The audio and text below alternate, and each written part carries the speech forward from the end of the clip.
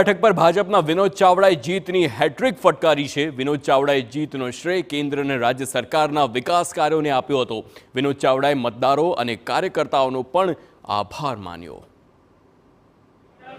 દેશના યશસ્વી વડાપ્રધાન શ્રી નરેન્દ્ર મોદી સાહેબ એમની લોકપ્રિયતા કચ્છની અંદર છેલ્લા 10 વર્ષથી કેન્દ્ર સરકારના માધ્યમથી થયેલા વિકાસના કાર્યો, રાજ્ય સરકાર દ્વારા પણ મુખ્યમંત્રી શ્રી ભૂપેન્દ્રભાઈ પટેલ સાહેબના નેતૃત્વમાં થયેલા વિકાસના કાર્યો અને જે પ્રકારે અમારું પ્રદેશ અને કેન્દ્રના નેતૃત્વએ મારા ઉપર જે ભરોસો વિશ્વાસ મૂક્યો હતો